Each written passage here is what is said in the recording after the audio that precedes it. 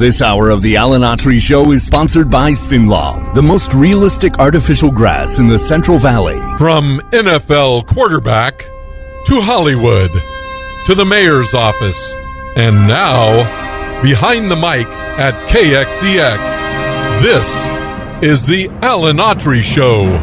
No retreat.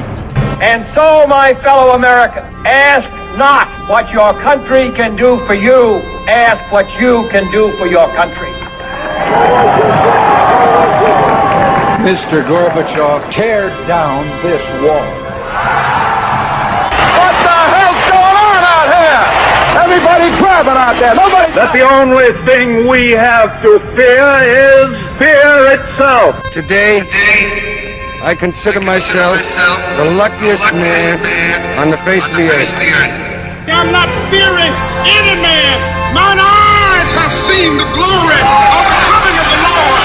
So, 5 seconds left in the game. Do you believe in miracles? Yes! Unbelievable. Free at last! Free at last! Thank God Almighty! We are free. You're listening to the Alan Autry Show on the best talk in town. Talk Radio 1550 KXEX. And welcome to Alan Autry No Retreat. It's Big Wednesday here, coming to you from the Big X, KXEX here in Clovis, California. That city hamlet to the east of Fresno. Do not confuse the two. If you're a Fresnan, do not confuse them as being a Clovisian. And if you're a Clovisian, don't ever confuse being with a Fresnan. Although we get along. We have to. We're neighbors. Folks, I hadn't planned on coming in today. I mean, it's getting close to Christmas. And, if I did, I talked about this with Bullet Bob yesterday. I was probably going to do a light show. Maybe talk about favorite Christmas movies. Wouldn't that be a fun show? Favorite Christmas songs. Get my list all ready to go. Talk about something that's less... severe, stressful. I mean, we've got so much of that going on in the world. And yes, I've made a commitment to address that. At this portion of my life, I feel called to do this show. I would love to do it about subjects like, the Congress working together to move America forward, stopping all this CRT nonsense and this woke stuff. I wish it would just go away.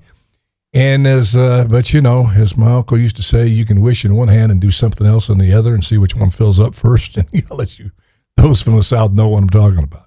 But I'd made a conscious decision to just set it away for a while. Just put it over there for a few days. Maybe not even come back in studio until after the first of the year. But no, these 4 Grinches in Colorado, the Supreme Court, stole my joy. They stole my Christmas. They triggered me. And I said, I have to come in. Certain things are so important that I would feel like, at least in this show, I would be an abdication of my responsibility to you to not come in and talk about this, especially with Guillermo Moreno. He's going to be joining us soon from Michigan. He thinks this issue is so important. He was right on it. Yep, I'm going to be on there tomorrow. And he's with family back there, a lot of things to do, Christmas shopping. But this is really important. And if you haven't heard, if you're not politically inclined and you need to be abreast, I wouldn't advise someone to get totally immersed in it like me, because I don't know really how healthy that is. I mean, I read on this stuff, I'm just totally in. I don't know how long I'm going to be able to do it, but I feel called to do it. To stay on top of these issues, because I do feel like our country's at a tipping point. And the number one reason is my grandkids. I got a 13-year-old grandkid and a 2-year-old grandkid, both boys. And they're going to live in the world that we're forming right now. And I say world because the United States of America has been the big motor of the world since World War II. As imperfect as we are, we always valued freedom. We always valued individual rights, this great experiment called Of the People, By the People, For the People, which made sense to know anyone that's a tyrant by nature who prefers a king to tell them what to do or an emperor. But there was these founding fathers had this idea. What if the people actually ran the government through a representative. Now, we're not a true democracy, meaning, we yell out what we want and the majority wins, or whoever yells the loudest. We're a representative democracy. We elect people to go to Washington, D.C., and in our state legislatures, but I'm talking about the federal government right now, then we'll get to the state government and those Grinches I was talking about. But to make good, sound decisions for us with the understanding that the preservation of those individual rights and fairness and equality for all, regardless of what faith you had, whether you had faith at all, it didn't matter. If you're born in the United States of America and you abided by the laws, you didn't hurt anybody, and you had a chance to live in the American dream, which is to come literally from nothing, work hard, play by the rules, and do very well for yourself without the fear of an oppressive government coming down on you and deciding whether you are deserving to have that chance or not, using their own basis of rationale. They tried it with slavery. Back in the South, black folk just didn't quite measure up, and we have that stain on our history that we corrected, but it took a civil war to do that, to free the slaves, and certainly the denying women the right to vote was something that was not freedom for all. That was corrected, but it was all about the individual rights, that people are created equal, and it's in our founding documents that all men are created and women created equal, and with access to opportunity, education, quality of life, and I'm paraphrasing, of course, the Constitution. So when at least I, and I think I know I'm not alone, have made the determination that this country, through a myriad of reasons, that you could think tank this thing for literally years as to how we got to where we are right now. We're a country that is electing folks that don't feel the separation of powers is really an important thing. It's about just getting their way. It's a Marxist ideology that has never worked anywhere. It's only caused destruction in terms of the economy, humanity in general. And it starts with an elite few feeling that, as Thomas Sowell calls them, the vision of the anointed, that they know so much more than everyone else, that they're gifted, certainly not by God, just by nature itself, to make these decisions to protect us.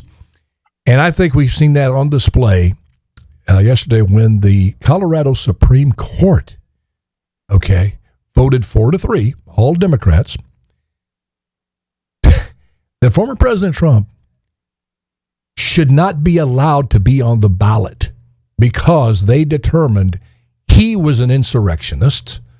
They determined that the 14th Amendment, Section 3, to quote them, clearly states what an insurrectionist is, not in their determination of that Constitution, our Constitution, that Section 3. You really don't have to be convicted of that. You just make it up in your mind. He's an insurrectionist. 4 of them said he's did they get convicted? Did he get convicted in court as an insurrectionist? Well, no, that's going through the process. Well, what proof do you have that you're going to remove someone, the front runner of one of the political parties, from the ballot, and you can't even write his name in? They went as far as in their opinion piece, the majority wrote, that you can't even write his name in. And you've got these 4, and I think this is a canary in the coal mine in terms of states around this country. If this is allowed to stand, because it's going to be appealed to the Supreme Court, you got these 4 obviously far left woke ideologues, Trump haters, Trump derangement syndrome victims. I mean, these people are that masquerading as Supreme Court justices in the great state of Colorado. This is just when you think it couldn't get any worse. It gets worse. And quite honestly, I am ticked. And I'm selfishly going to say so. I didn't want to be, I love this. I love coming. I don't even consider it a job. I love coming in here, speaking with you. But I plan on taking some day off. It was around Christmas time. But this was so big, I couldn't do it. So I'm sitting here because of these 4 knuckleheads that they had these robes. And I realized, everybody wonders where the Klan is in the South. Where's the Klan? You don't see the Klan. Where are they? Well, it's becoming clearly every single day more apparent that those white robes were traded in for black robes of judges in these states, and the Ivy League tweed jackets. That's the new Klan, the new Ku Klux Klan. It's what we think is right, whether it's Jewish hate, hatred of a political ideology, so much that you feel like it's justified to rig. I'm going to use the word rig an election so a person you don't like, not based on any kind of evidence, you twist it, give this 213-page opinion as if this man's already been convicted of being an insurrectionist. Now, we have a fellow, I just saw him popped up on the screen, his handsome mug there, Guillermo Moreno. Welcome, Guillermo. Well, Alan, I don't know if it's the Zoom, but you're looking not wrinkly at all. Well, yeah, I got the filter. You got Jeremy, you got the filter for me. He had to order it off Amazon, that 5D filter, the ones that... Well, you look good, man. You look good. Well, I don't know. Yeah, but I don't know. I appreciate you joining us. What's your thoughts on this thing? Of course, it's going to be appealed. I feel fairly confident that the Supreme Court will reverse it. But what are your thoughts on this? This to me is a big deal. When you have a state Supreme Court in Colorado, even considering doing something like this.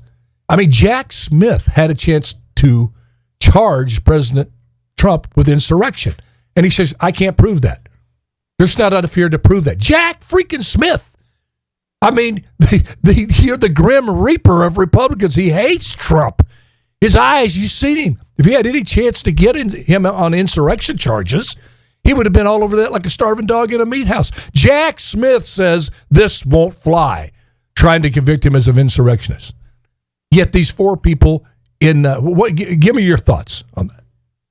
Well, I don't know if it's the altitude in Colorado or the weed, but these 4 are definitely flying high somewhere. It is a big deal. That's what I first thought. That's what I first thought. Go ahead. Maybe they're high. Maybe they're high. You talk about Rocky Mountain High. Maybe John Denver meant something completely different.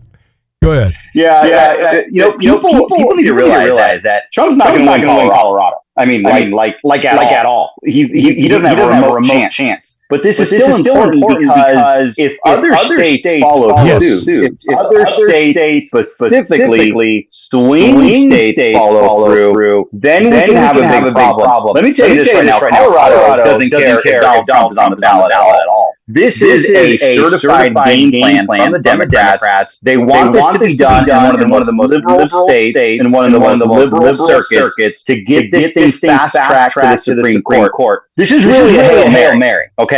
So I want you to be worried, but you got to be careful at the same time. This is a Hail Mary. This is their insurance policy, the last ditch effort. If this passes in Colorado, then all they got to do is make sure that Trump's name is off the ballot in the states that matter, like Arizona, Nevada, Georgia. Trust me. Georgia wants Trump off the ballot, even if that is a Republican governorship, whatever you want to do in Georgia. They want his name off the ballot. I'm not so much concerned with Colorado as much as I am concerned with if the Supreme Court doesn't get this right. Then this is going to spread like wildfire, and this will keep Donald Trump from the presidency. That is a big problem. I'm with you. I don't see a legal argument at all. Like even remotely. And you Supreme Court. And you have a law degree. Yeah, I do. It's right here on my folks don't know that. I mean, folks may not know that, but you're a lot more knowledgeable than me. I can say that. No, I mean, it's, well, you know what? Part of me, as I think this through, and Thomas Sowell said this, and I repeat it a lot, because dadgummit, it's true.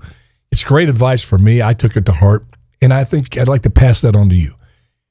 He's a very smart man, 92 years old now, grew up in Harlem, in the Deep South and Harlem, went to Harvard, and they asked him what was the best thing at Harvard, being a Harvard graduate, and he says the best thing was not being oppressed anymore about a Harvard graduate, being around a Harvard graduate.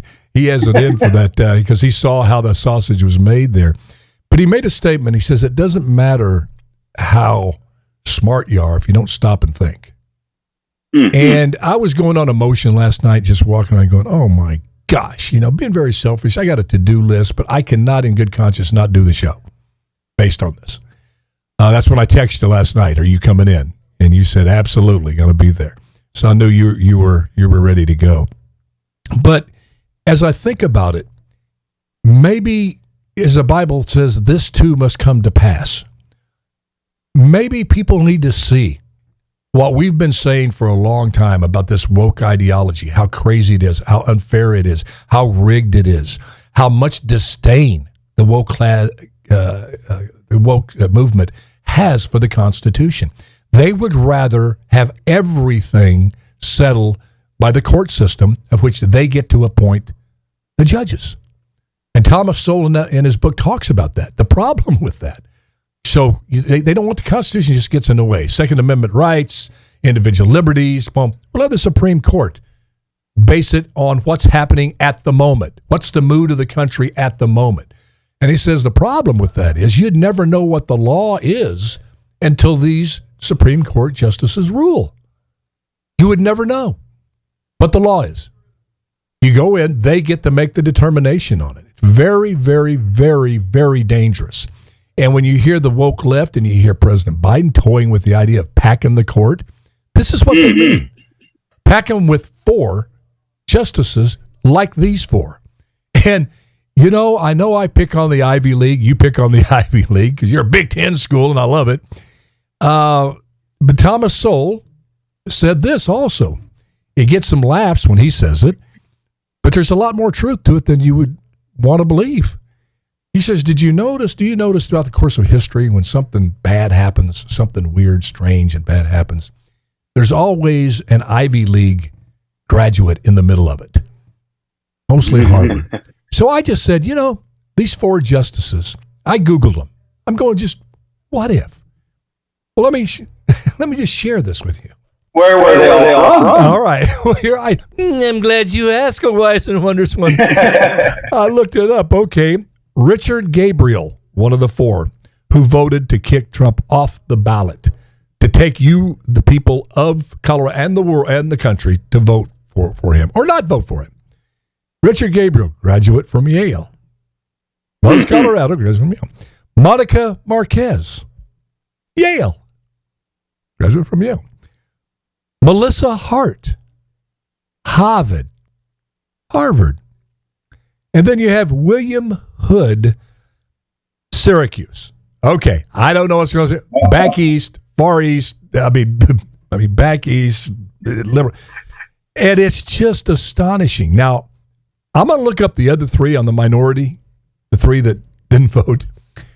My guess, I may be wrong, but my guess is you're going to see so-and-so Colorado State University, so-and-so North Carolina U, Supreme Court Justice 3. Now, I could be wrong, but I'm going to look it up after the show, and I'll come and I'll tell you if I'm wrong. But this whole Ivy League deal with their anti-Semitism, their tyrannical view of systemically how America should be run, not just leaning towards Marxism, deeply steeped in Marxism. Maybe this needs to happen, Guillermo. They need to show their hand, play their cards, be revealed like the Ivy League professors were revealed. Now people are thinking twice about sending their kid to Harvard. That's a big stain. You've got this guy that gave $1 billion to Harvard is taking it back because of their stand. That would have never happened if you hadn't had these students out saying, from the river to the sea, get rid of the Jews, And you ask them, where are they supposed to go? Texas? You know? So what do you think about, there's what the Bible says, what man meant for evil, God meant for good. I think maybe that could be at play here. Go ahead. You're breaking up a little bit, but your frame has frozen on the screen, but your voice so far is. Go ahead. As long as you can hear me, I'm good with that. Yeah. So what Guillermo was talking about this morning is he was saying, "Hey, you ought to do." We lost Guillermo. Guillermo, if you hear us, you lost. We're going to take a break, and when we come back, we'll try to restore Guillermo. There he is. I'm restored. I'm back. We going to break or can I rant? We're going on break, brother. We'll be back at home. We got to get on that Obama. We got to get on that Obama internet. That'd probably be more reliable, huh? The Obama internet. What? Yeah, I remember like Obama phones. Obama phones? I never heard of them. Is that so? Obama phones? I know he had a deal at Netflix. Does he have a deal with AT&T or something? What are you talking about? All those, the free phones that they give off on the sidewalks, they give away. Oh, that's called Obama phones? The Obama phones, yeah. Okay, I get it now. Obama said there'd be days like this. There'll be days like this. Obama said. You know you're living in tough times when you yearn for the days of Obama. Yeah, right. Amen. I mean, he was a leftist, but he was not clinically insane. He didn't go around sniffing hair. He didn't go around having his kids go over and make a ton of money off of Eastern European countries. We're ready to go. All right, here we go. Let's do it. You shake my nerves and you rattle my brain. This hour of the Alan Autry Show is sponsored by Sinlaw, the most realistic artificial grass in the Central Valley. This gracious great balls of fire. Okay, I'm getting in a better mood. I've talked it out. I've gotten it out. So we'll see. Back to you, Guillermo. You were making a point on this, and we're going to move on to a couple other subjects, but we can return to it. It just, it's shocking. Sometimes we overuse adjectives, shocking, monumental, historical, but this really was a shocking decision. And I think it's just going to make I think it's just going to make Trump's poll numbers go up even higher. Oh, for sure, without a doubt. Now, ditto on everything you said about the Ivy Leagues. But one thing I want everybody to understand is, and I've said this on my show many times, Alan. The Democrats are always about 10 steps ahead of us with regards to elections, right, and election integrity. California is the epicenter of testing the waters and figuring out how far they can push it and essentially guarantee an election. What you're seeing out of Colorado, I never thought. Think about it this way. I never thought that their ultimate way of defeating a candidate is just taking their name off the ballot. I mean, when you talk about ballot harvesting, you talk about going around and fraudulent voting. You talk about that's hey, at least your name is still on the ballot. At least there's it's a one-arm battle, but at least they're still in there. I mean, you talk about taking people off the ballot. Now, Dan Bongino was saying something. You can tell I've had a lot of time with Dan Bongino while on vacation. Dan Bongino mentioned something. I would have never guessed that. I can't believe it. Did you really? You listen to him a lot? Yeah, That's crazy. These farming snowflakes. Go ahead. I'm sorry. I've gone a little bit crazy after hearing this news last night. I'll freely admit it. I don't know. Anything's liable to come out of my mouth right now. So be prepared to be canceled. I'm just giving you a warning because we don't have that 10-second delay or whatever we have here. Go ahead. We don't. It gets even worse. Dan Bongino was talking about one day, essentially AI will be voting for you. They'll be making the decision for you. And I'm telling you, that's even too much work. You know where we're headed, right? We're headed into a time where when they're going to register you, and they're going to assume that you're going to be a Democrat, And then as long as you put your party affiliation, you're never going to have to vote again. They're just going to count that vote. They're just going to all straight D's. Just like kind of like automatic subscription renewals. Yes. You have to unsubscribe, and no way to unsubscribe. Yes, we're going to assume that since you registered as a Democrat, you're going to want to vote for all Democrats. So unless you want to vote and opt out and actually do something otherwise, I mean, Alan, that's where we're headed. The Democrats want to guarantee. They want to guarantee that they're always the victors. Remember what I said? Democrats harvest. By any means necessary. And they're not harvesting isn't going to work. Think about it this way. Yeah. Last time, Joe Biden won by ballot harvesting, right? They're telling us via Colorado that they don't even think with as much cheating as happened in 2020, they don't believe they can get this man across the finish line for a second time via ballot harvesting, that they literally got to take the other guy off the ballot. That's how desperate they are. Yeah. Well, you mentioned something, and it so saddens me to actually have a real conversation about what I'm about to say.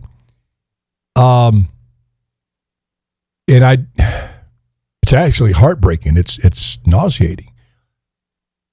But you mentioned election integrity just a few moments ago. Has that not become the biggest oxymoron on the political landscape? Is election integrity? And I believe that's a rhetorical question. I believe we know it's just, what is that? We kind of know what it is. But during COVID, all of these novel ways to vote, which left it open, the whole process, to massive cheating and fraud, it did. And I'm not saying here that it was totally rigged. I'm just saying it was on many, from the mail-in, about the ID, the drop boxes. I mean, there was no oversight or adequate oversight to guarantee that you didn't have adequate oversight on an election that promised to be very close. So here's my point. Yeah, gosh, I hate saying that. It's like you got two fighters in the middle of the ring, and one fighter's allowed to gouge eyes, hit below the belt, choke. When you get knocked down, he doesn't have to go back to a neutral corner. He can keep pounding you on the ground. Then the other fighter has to fight by the Marcus of Queensberry rules. No hitting below the belt, no gouging of the eyes, no hitting when the man's down. You have fight boxing integrity enforced. And it used to be the referee would enforce that. The referees are not enforcing election integrity. The courts, as we see, are fixed. It's rigged. Over the course of the last 2, 3, 4 decades, we've had, and that's why it's so important, elections have ramifications. They create things on the local and state level that eat away at the foundations of democracy. And then this woke left ideology and their mouthpieces and talking heads have the gall, the temerity to say that Donald Trump is the biggest threat to democracy. Where? He had 4 years. Now, you can say you don't like Trump. I didn't like what Trump did. I didn't like the way he said it, but you have to look at policy over personality. You have to.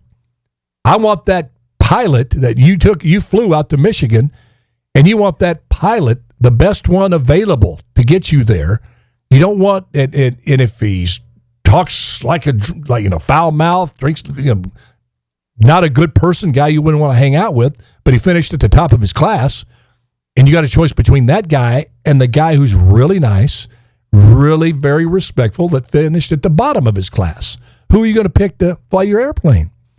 I mean, there's so much at stake. You're going to pick the guy that knows what he's doing. So I would ask this of people. You have 4 years now of Trump. You have a comparison here. 4 years of Biden. What do you think is worse for America? 4 more years of Biden?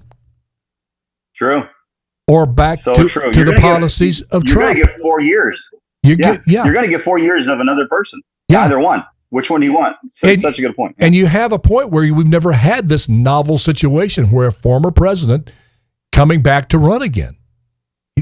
Trump he has a presidential record running against somebody else with a presidential record. And the problem is it's a wipeout on paper. So they have to change the rules and get rid of election integrity.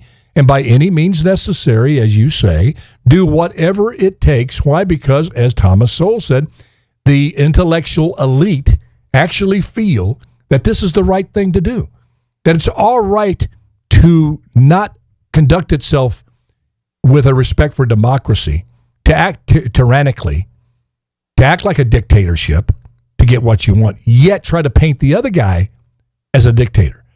And they're back at it again. In fact, I want to show you this clip we have of CNN.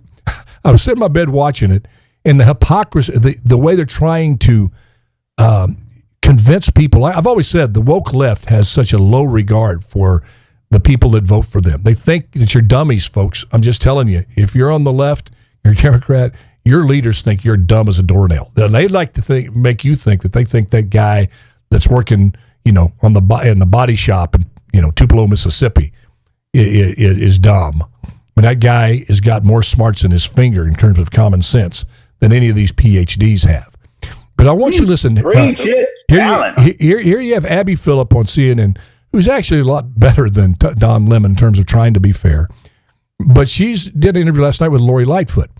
And they set this up as Trump saying that he's going to deport a bunch of school children because they can't speak English in the schools. Are you following me on this? They set this up, and you'll hear it right here, that Trump said he's going to deport these kids from other countries that are in school because they can't speak English. Here's the clip, and listen closely. Former President Trump doubling down on this anti-immigrant rhetoric that, as we pointed out and others have, really has its origins in pretty authoritarian places. He today suggested that mass deportations of students who don't speak English should happen. Listen to what he said. They go into classes, they don't speak English, nobody knows what to do. Well, we don't have any people that even understand or know those languages, they can't teach them. They're all over the place. We have classrooms in schools which are loaded up with people that don't speak a word of English, and the schools are there and they have no idea what to do about it. It's a very sick situation. Your reaction? Well, first of all, there's very little truth to what he just said. Okay. Where in that quote from Trump, when you heard Trump, did he call for deportation of students? Nowhere. Folks, I don't know what to tell you. I guess it doesn't bother you. It doesn't bother you because a lot of these supporters are highly educated. They just played. And let me tell you, if he would have said we needed to deport them, it would have been on that soundbite. It would have been on the soundbite. It was a flat out lie. And they think that go ahead, Guillermo. I mean, what do they do? What do they do in movies when they try to reenact either a real life story or an event? What do they got to do? What do they got to do to make it sexy? They've got to pump it up. Pump it up. They got to. Yeah. They got to pump it up. Yeah. Well, you see CNN, MSNBC, and a lot of even Fox does it. What you see is they got to make the news sexy. They got to make it like a movie. When you watch the news, folks, you're watching a movie. I mean, there are actors there. I mean, it is carefully choreographed, the lighting, and that's a great example. I mean, Trump said nothing of the sort. I mean, did he say that we have a problem with kids? And yeah, it's true. Listen, that's true. What he just said, just go to any school, and he didn't single out people that are brown. I mean, you got Chinese people, you've got people from Eastern Europe, you've got all sorts coming across that border. I mean, he didn't. He described what is going on in the classrooms around the country accurately, yet never called for deportations. And you have Abby Phillips and Lori Lightfoot. But let me ask you this: don't you think, Fox? I'm not here to defend. I'm not. Go ahead. Yeah, go ahead. Let's back to trade. Yeah, go ahead. remember who Lori Lightfoot is, right? Yeah. She's the former mayor of Chicago. She knows one man very well who's getting his presidential library built in Chicago, who was really the guy who deported more than Donald Trump. So I find it kind of ironic how you have a Chicagoan, or whatever the hell they call themselves, former mayor who's buddies with Barack Obama, who was former president, who deported more than Donald Trump. What I like to tell everybody on the left who freaks out about Donald Trump, and they say, oh my goodness, he's going to end democracy. Oh my goodness, he's going to deport everybody. Oh my goodness, this. I tell them, the first 4 years, did he do any of that? What makes you think he's going to do it in his second term? Oh, well, you don't know Trump. Clearly they do. Yeah, it's astonishing that, these flat out bald-faced lies. And I just think that Fox, in general, like we just witnessed and saw, they don't do that. There he goes, Autry, you just love it. No, I'm just pointing out they don't do. A guy on CNN who would not have done that, he would have pushed back, and he is Jake Tapper. Now, Jake Tapper and I, politically, about 25% we agree on. But even he says there's a crisis at the border. He would not have put up with that. But they take these people, and they just lie to demonize. And like you said, in Hollywood, if you ever see a movie called Based on a True Story, based is a big white tent. That means they may have one or two things in that whole 2 hours that may have actually happened. I watched it last night, Princess Di and Dodi Fayed, the story of them, based on the truth. And they're doing scenes of right before she went out and Dodi Fayed got in the car and were tragically killed. There's that video of them in the hallway, okay? And they kind of use that angle of a security camera video there. But then they cut inside, and there's like a 5-minute scene of Diana and Dodi Fayed talking about their breakup. And no one else in there, no recording. That's just writers making up that dialogue, okay? But it's based on a true story. So they take this thing, and but in this situation, they don't even give it that credence. They just flat out lied, and then they play the video and come back, and they get let off scot-free. So I just, in this country, we're going to have to start valuing the truth. And when somebody just flat lies, whether it be a candidate, whether it be a media individual, a whole network, and hold yourself accountable. Those little lies that start out turn into big ones. And I'm talking to myself as well. When the phone rings, Kim says, it's for you, and I will tell him I'm not here. That's not good. Just say, I'm not, I'll get back to them. But we need to start holding ourselves to a higher standard. If we do that, then I think we'll start holding our leaders more accountable. But if we devalue, if we continue to devalue the truth, and this kind of stuff is going to go ahead. Am I living am I living in Wishville? No, you're living in not Realville. But anyhow, I agree with everything you said. But let me tell you a quick story about hey, tell them I'm not here. That I did it once, and I never did it since. I must have been in high school, and my middle sister at the time answered the phone, and it was when we had landlines, and we had caller ID, and I said, tell them I'm not here. I'm not here. And so my sister, she must have been, no more than 8 years old. Oh yeah, we just had a good example. I know what you're gonna say. She grabbed the phone and she goes, yeah, he's not here. Okay, hold on. They want to know when you're going to be back. Oh, that's beautiful. Oh, man. God does have a sense of... Oh, my, that is fabulous. Oh, my Ever gosh. since then, Ever since then, I never used that one. Yeah. But I thought we could go on. Well, on some lighthearted. Oh, that's beautiful. Well, just get ready for the lies. There's enough to not like Donald Trump about. You just don't have to make up crap. I told when I ran for office here in Fresno in 2001, they were grilling me left and right. I said, look, I'm going to own up to what I did.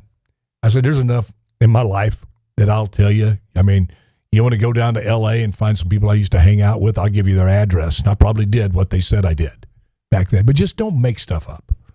Don't make stuff up. That's what I told the press. I have plenty of flaws that'll get the headlines, maybe not even get me elected, and I'll tell them and I'll own up. Just don't make stuff up. And that's what they do with Trump. There's enough there. Go after him, but just making stuff up like this. We just have a few minutes, and I know you have been waiting breathlessly for another segment of Hard Choices. And I've got this question to you. Okay, we just got about 5 minutes. Okay, these are hard choices. Hard choices. We don't even have the intro. I'm getting Jeremy by surprise here. Okay, who would you most likely hire as your life coach? Jesse Smollett or George Santos?